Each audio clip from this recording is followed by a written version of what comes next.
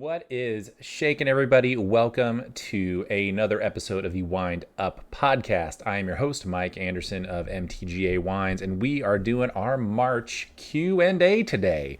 We're going to dive into a few questions that we've received both in the cellar as we've been hosting guest tastings, as well as just comments and DMs over the last couple of weeks, and see how far we get. I think I have about 5 in total. We'll try and keep this, right around that 30 or 45 minute mark, as is tradition for our episodes. And if we have time to cover all of them, we will. If not, I'll try and save some for a later date. I do know that some of these things we may carry over into actually full episodes. And others are a little bit more quicker, like easier going type stuff. So we'll see what we can do.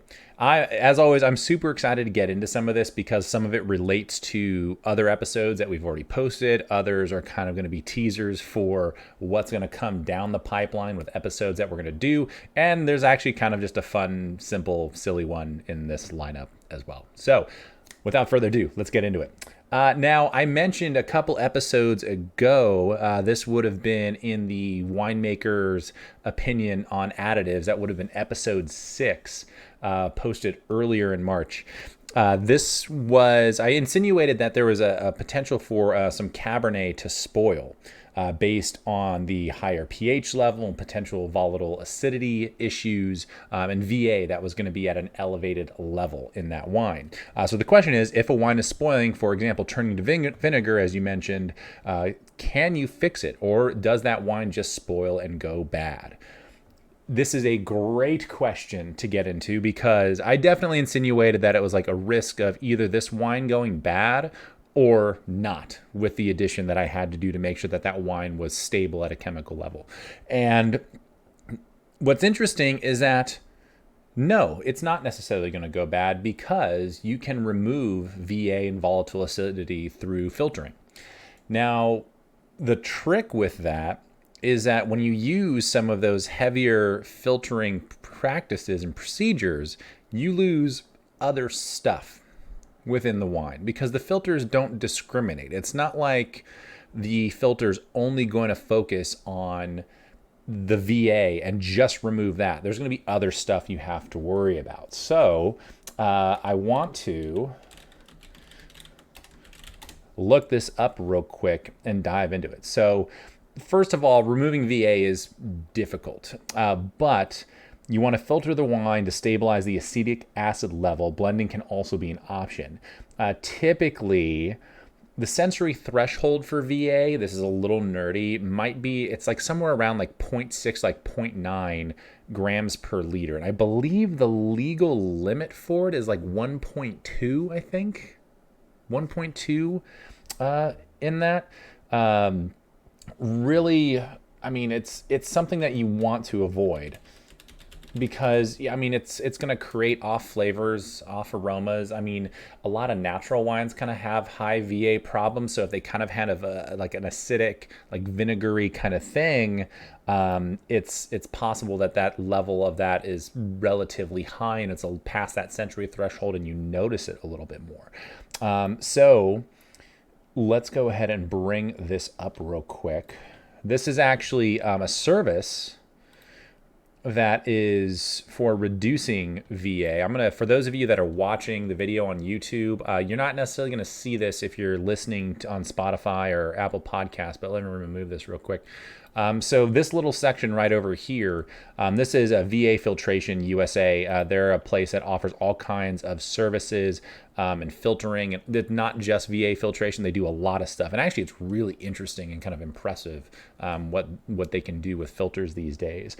But basically, you go through, the wine goes through a HP diaphragm pump through a separation process where concentrated wine comes out of one side, and the acid, basically the rest of it goes into a cylinder where that acetic acid is absorbed. And then that de-acidified permeate, we call it, stream comes out, it's mixed back in with the concentrate, and then recombined with 25 to 30%. It says they can remove about 25 to 30% of the VA after the reduction. So it's some pretty cool stuff. You can remove it. I have worked in and around wines that have had VA removal, and that potentially could have had kind of on the verge of, not necessarily like on the verge of spoiling, but they have a high VA level, and you need to filter it. And the thing is the wines taste good afterwards. They taste just fine, but they seem to be like just a little flatter. Like they're just not. That's the best way I can describe it. And I think that's just a factor of the filtering process and removing the VA, amongst other things, as you're filtering. You can lose other stuff as a part of that filtration process. And that's something that is always, I think, this debate within the wine industry of, do you filter? Do you have to filter everything? Or if you don't, quote unquote, need to filter, can you avoid it? Because do you not want to lose certain things? And some folks are like, nope, we just got to make sure we filter all the time. There are certain factors that will basically force you into filtering, such as a high VA level, perhaps, or if there's sugar remaining in your wine. Those are reasons why you would filter your wine more often than not. If your wine doesn't go through ML, the malolactic conversion, you would likely do some filtering on top of that as well. And if you do filter, then you just have to understand that you're going to lose some of these other things. So I know that got a little bit further down the rabbit hole probably than we needed to go, but with like a high VA or basically removing anything from a wine, there are all kinds of things you can do. VA removal is one of them. You can cross flow filter, you can sterile filter, you can pad filter, you can do different fining techniques that remove certain things from the wine. There's basically a lot of other stuff. So this is one of those questions where we are definitely going to dive into that in more detail, and we're going to really get into more of not just like fining agents, but like filtering practices, maybe pros and cons. There are a handful of wines that I have filtered previously, and I can explain all the reasons of why we do that in another episode. So likely next week, we're going to tackle filtration and kind of what that means, the different options that we have available, and kind of the pros and maybe cons between them, just as best we can. So very good question. So the good news is that if you do have a wine that has issues and may have some sort of spoilage or potential spoilage considerations, or if things of certain numbers like high acetic acid and high VA are there and you want to remove it, you can through a filtration process and not risk your wine having issues later on down the road. It's kind of a nice thing. So great question. I definitely insinuated that like the wine was going to be like not saved if we didn't do that. But I don't. It came down to, for me in making that decision, do I risk losing complexity and flavor and really having a more negative impact on the wine long term by not stabilizing it up front? Or do I stabilize it up front and, try and prevent myself from having to do, a what I would consider a harsher, filtration process to stabilize my wine later. So I was really trying to be as proactive as I could, as I mentioned in episode 6, regarding how we worked with our Cabernet in the 2022 vintage, and really that was based on trying not to have to filter it and stabilize it later. It was like, let's do this stuff now and be preventative, and then bet that we're not going to have problems down the road. So really, really good question to kick things off today. I love it. All right. This is a great one too. So how are all the winter storms going to affect the 2023 harvest? You guys have had fires in the last few years. Now you're getting a deluge of moisture. What are you going to do, and how are you guys going to cope with all these weather issues? The fires, you brought up the fires. I mean, the fires are kind of, this might be kind of a weird thing to say, but the fires, I do believe are kind of an anomaly. You have, and this is looking at kind of the grand scale of time and what has swept through this area in recent history. Now, we had the fires in 2017, we had more in 2020. There's a lot of news about issues in other parts of California and on the West Coast with fires that are sweeping through in the last few years. And realistically, there's still a lot of research being done. There's things that we're trying to do to mitigate the potential for smoke issues and whatnot. But that's, I don't know, it's 2 years out of the last 10 out of the last 20, out of the last 30, out of the last 40 isn't a trend to me. And obviously we want fire prevention, and I don't want to diminish the severity of what happened in the area over the last couple of years, but 2 rough fire seasons in my lifetime out here does not cause me to be concerned for anything realistically, even though that is something that's, I do worry about it. We think about it. We're trying to, mitigate fire damage and work on fire abatement strategies and what can we do to prevent these things from happening down the road. We're definitely being conscientious of it, but it's something that's like, if this happens twice in 50 years, 20 years, like how often does it have to happen to really become a concern and like an actual trend? Realistically, having 2 really tough fire seasons within a short period of time isn't a trend to me, but it is something that's a cause for concern. I hope that makes sense when it comes to the fires. So I wanted to get that out of the way, because I think that's just kind of how you have to look at it, and hope for the best when it comes to that, because that's definitely something that, once those get ripping, if it's high winds and they're moving fast, there's really not a whole lot you can do personally. So you just have to hope for the best when it comes to the fires. Now, when we have what seems like the exact opposite in this winter, where we're getting dumped on with rainfall, I mean, the good thing is that early in the season, the vines are dormant. They're not doing anything. They're just chilling.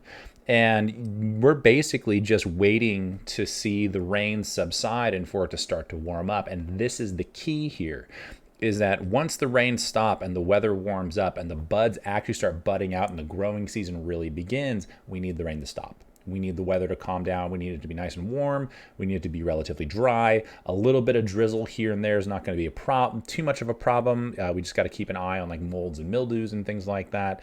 The big issue is that if we have a cold snap or a storm roll through when the when the vines are flowering, because those flowers are very, very small, they're very, very delicate, and inclement weather can really have a severe impact on our crop and the overall yields for that year. So right now, it's no big deal. Frankly, I'm like, bring on the rain. It'd be nice to see the sun sometime soon, realistically. The biggest effect that this may have is that if it stays cool and it stays drizzly, the budding out process and when the vines actually start growing is going to get pushed back. And they're going to bud out later, which might mean harvest is going to happen later this year. So we may have a season that gets backed up, maybe a few days, maybe a couple weeks. We'll see as things start to shake out and what really happens. The shot across the bow for us really comes in, July and into August. Really in July, when we start to see veraison happening, where the grapes start to turn color and you see sugar starting to accumulate in the grapes. That way, you're like, okay, we're basically 45 to 60 days out from bringing in grapes. All the sparkling wine producers might be just a couple of weeks out if they're not a lot closer than that. So it's something that, we'll just keep an eye on. But right now, bring on the rain. Let's keep filling up reservoirs. Let's keep getting the aquifers replenished, all that good stuff. There is a lot of it that's going to run off, unfortunately, because things are just super saturated. But luckily, there's going to be little to no effect as long as we get our nice kind of warm, even-keeled springtime into a nice hot summer. Here's to hoping. Knock on wood. All right. Oh man. Okay. All right. This one's kind of funny. Being that you're a wine professional, what is your go-to hangover cure? When you've tied one on and you're going to be rough and tumble, how do you solve that problem? All right. So this is, I have a very strict order of operations when it comes to this. And it's number one, if you keep tabs on how much, if you're going to be tying one on, you got friends coming over, you're going to be popping bottles of wine or cocktails or whatever, make sure you're drinking water. Number one, just drink water. Like go every time you finish a cocktail or a glass of wine, maybe have 4 ounces of water, maybe have 8 ounces of water. Like just kind of keep the hydration going, because that's one of the big issues. And before you go to sleep, if you have an electrolyte mix or something like that, like we keep drip drops or liquid IVs laying around the house. So I typically will have like one of those before I go to sleep, and like 16 ounces of water that I'll just kind of sit there and sip on for like a half hour or an hour before I go to sleep. It's not that's not a total preventative measure, but it does help. When I wake up the next day and I've got the headache and I'm feeling a little bit queasy, this is the order of operations. All right. This is the order of operations. Number one, cup of coffee. I got to have a cup of coffee. I'm one of those, I am a true caffeine addict. I have to have a hot cup of coffee to start my day. It doesn't really matter how awful I feel. Coffee is in order. Number two is some of that electrolyte mix that I mentioned. It's grab something that's going to replenish your body with some nutrients. So it's a 12 or 16 ounce glass with electrolyte mix and coffee. After that, if I'm feeling halfway decent, I eat something, anything. Sometimes I make myself some eggs and bacon and kind of just have at it. Other times it's maybe some toast with butter or like peanut butter on it. Just something kind of simple, not too crazy. But theoretically, I want to have some protein. I kind of want to get my day started normally. Along with that, another cup of coffee. We're on 2 cups of coffee. By the time I'm eating, I'm on my second cup of coffee by far. Like we're trucking along with the caffeine. After that, if I'm still rough and tumble, after I've had something to eat, that's when I pop the Advil or ibuprofen or whatever you need to knock out some of the headache.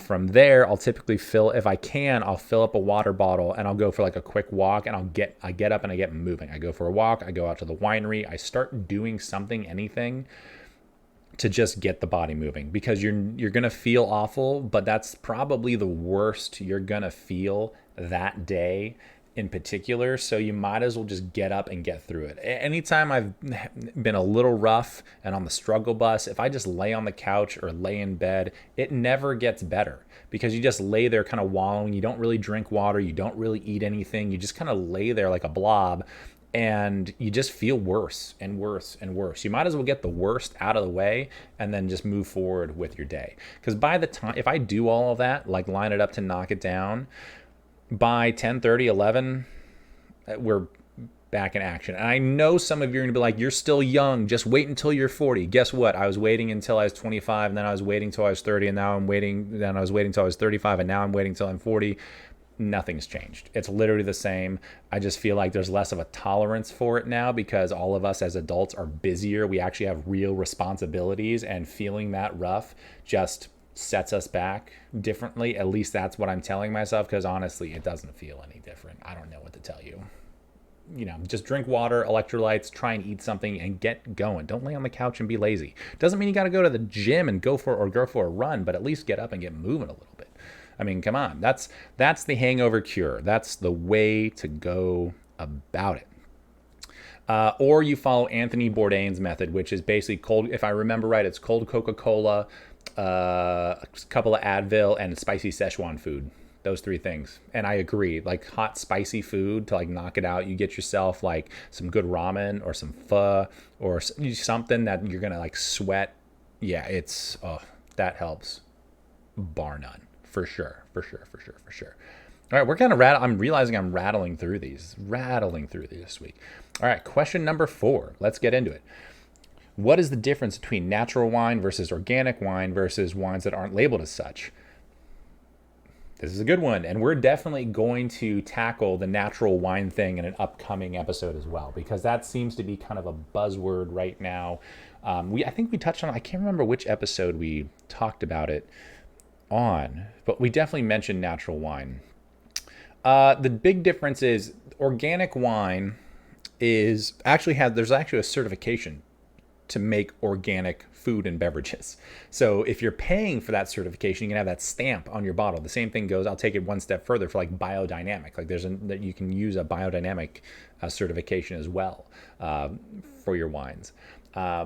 That's probably, if you're really, really concerned about what you're consuming, the organic label is probably the best thing for you, because that organic means non-GMO as well. So if you're worried about GMOs and other things being used in the processing of the things you're consuming, look for an organic label. Now, the trick is that you can basically make a wine that is organic up until the point that you add sulfites, and then it's not.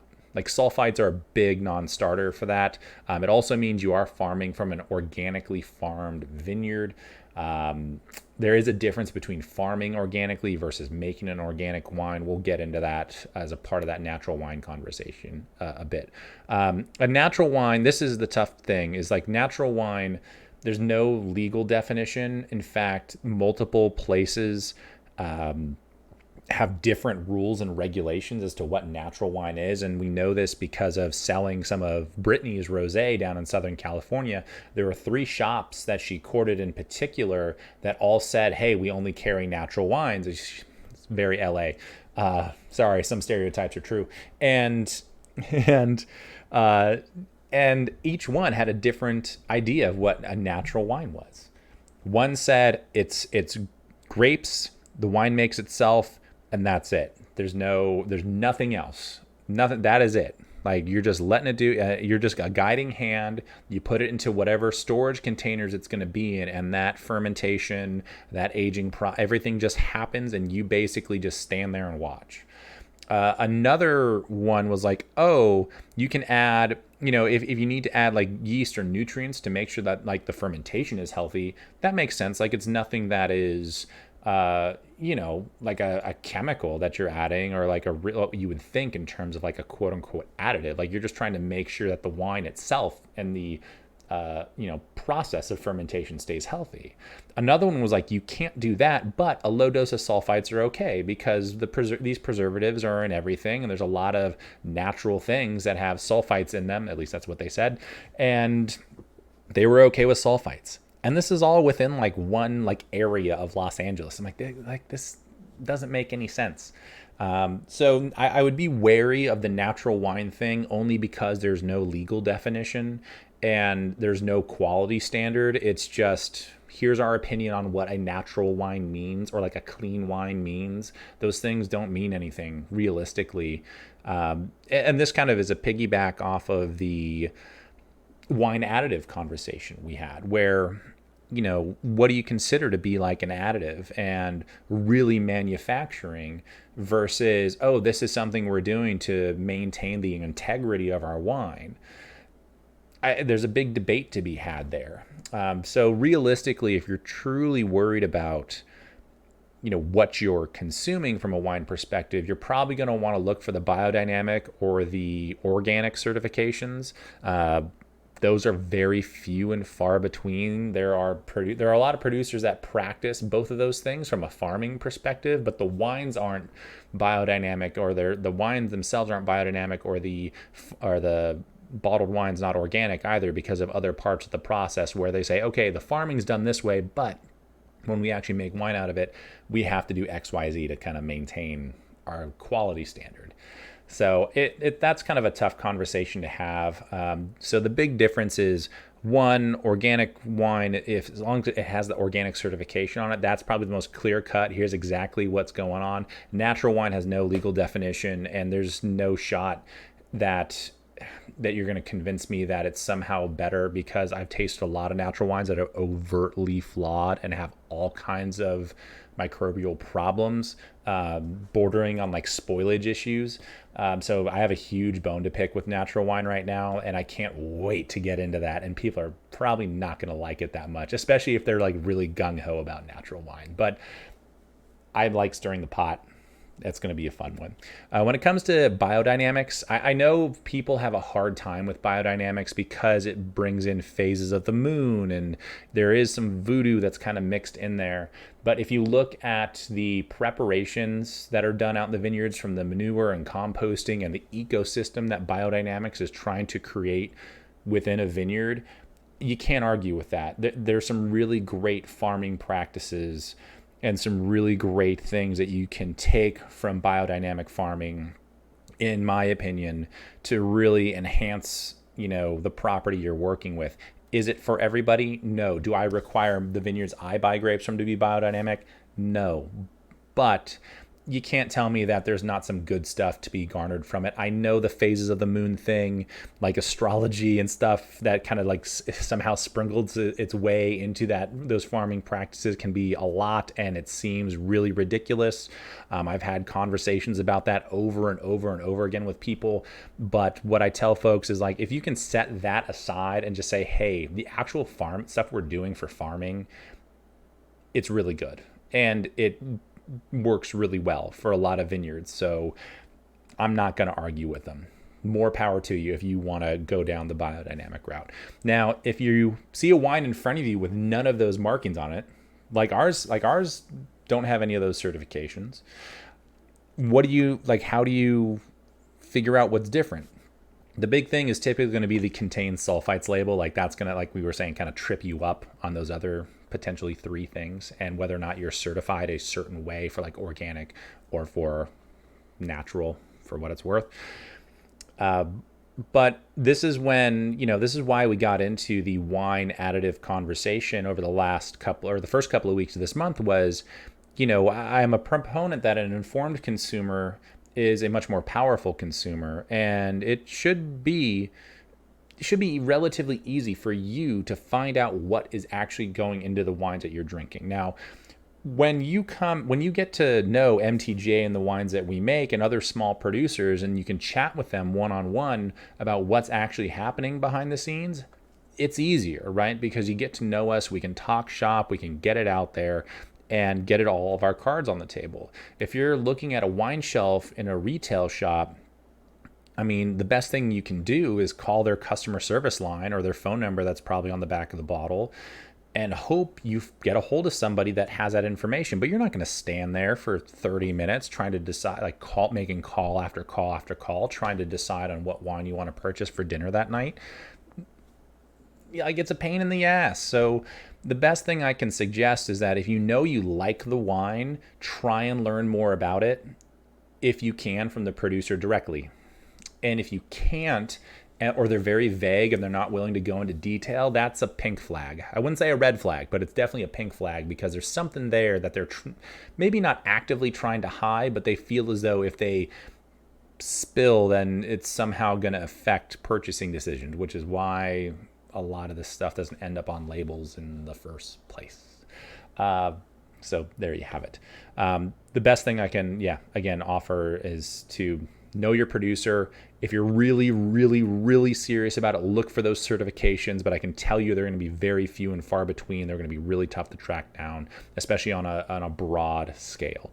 But if that's something that's important to you, then that's probably going to be the best way to go about it. Okay. Shoot, we got time for one more. Let's do one more. Oh, very poignant, actually, too. All right. So we got, how do you actually make money in the wine industry?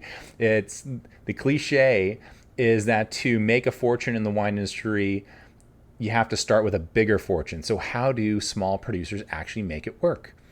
Oh, this goes back to this was back to the February Q&A a little bit, where we talked about just like grape prices and the difference between like California as a whole versus like just specifically grapes from Napa. So this is the deal, and I am not the smartest when it comes to business and development and things of that nature. I've learned everything I know just on the go. I have not taken any business classes. I don't have an MBA.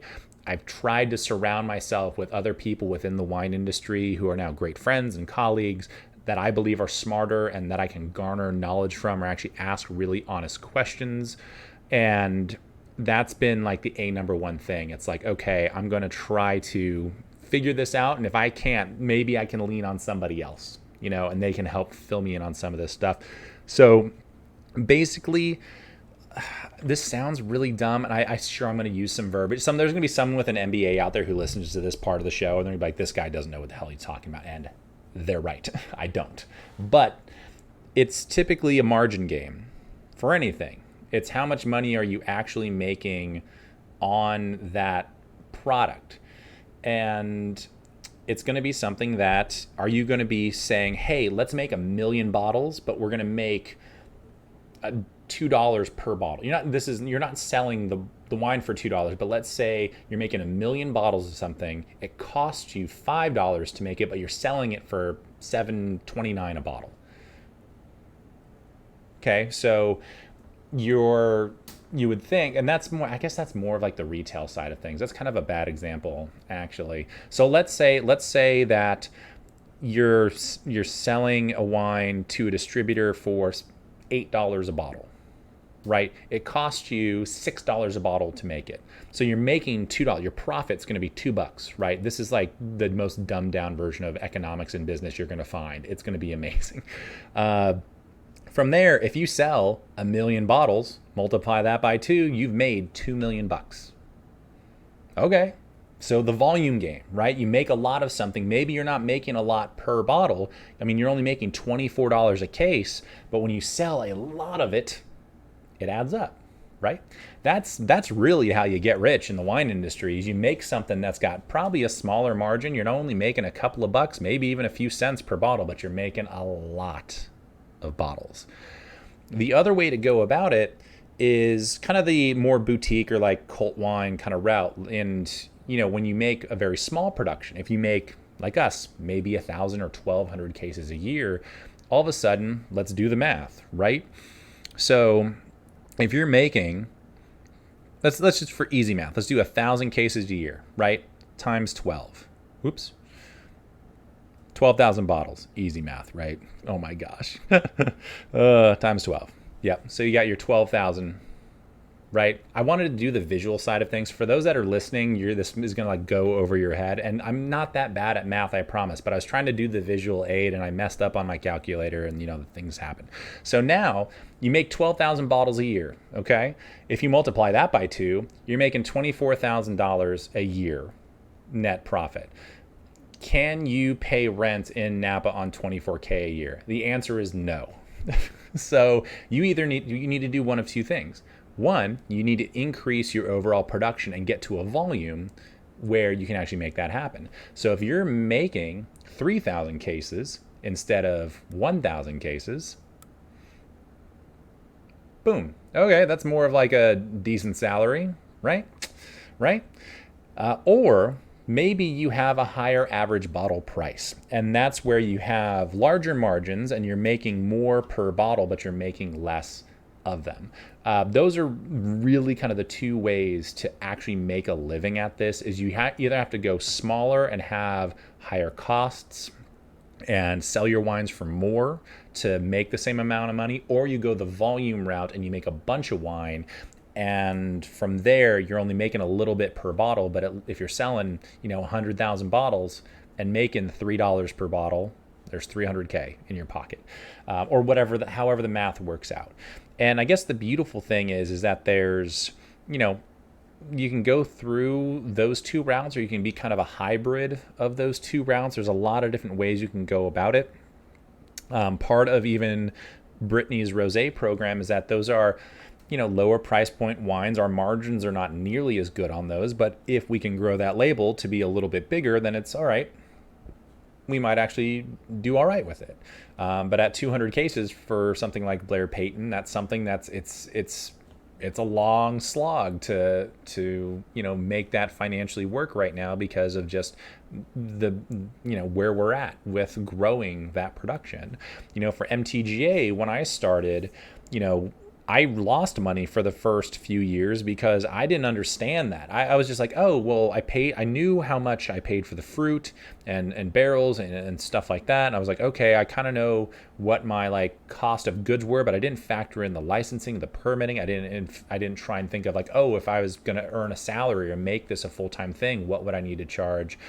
There's a lot that I just kind of overlooked when it came to making money within the wine industry and making a solid living at it. And since about 2016, 17, well, really since in 2015 and 16, we started to make some of those adjustments. And then by 17, we kind of had it figured out. And then 18, it was like, okay, let's see if we can actually make this work. And that's when I started working for myself and giving it an honest go. What's up, Freddie? So that became that's kind of the how you make money in the wine industry is you either play the volume game with smaller margins, but you make enough bottles to make it make financial sense, or you make a little bit of wine and you just charge more for it so you have higher margins. That's probably as simple as I can make it.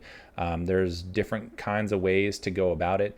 You also have to consider what your quality is going to be if you up production versus if you stay small. Is it worth it to stay small from a quality perspective?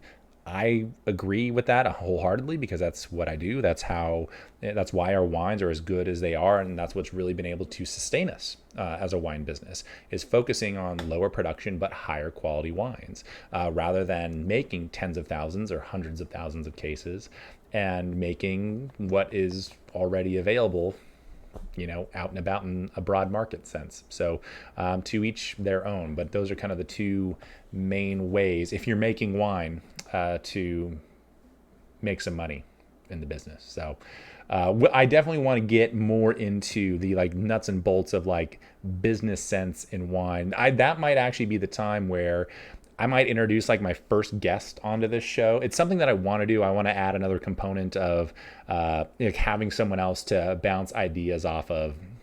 And that is something that I'm for sure going to try to do as we continue to evolve this show into the coming months. So luckily we have a lot of really great friends out here, folks that are a lot smarter than I am when it comes to the wine industry and business, and people that I trust to give really solid, honest opinions on whether it's the business side, whether it's the winemaking side, whether it's the sales side, or the farming kind of things, or maybe they even have a better hangover cure than I do. Who knows? Thank you so much for tuning in. This was the quick and dirty March Q&A. Thank you so much for the questions in the cellar and online over the last month. Remember, if you want to have your question answered, submit it in the comments. You can slide into our DMs. Next time you're out at the winery, you want us to feature something, just let me know. We'll see about getting it included in the show. Thank you also so much for tuning in. I'm very, very stoked to continue jumping down some of these rabbit holes with you all. So have an excellent rest of the week. We will catch you next time.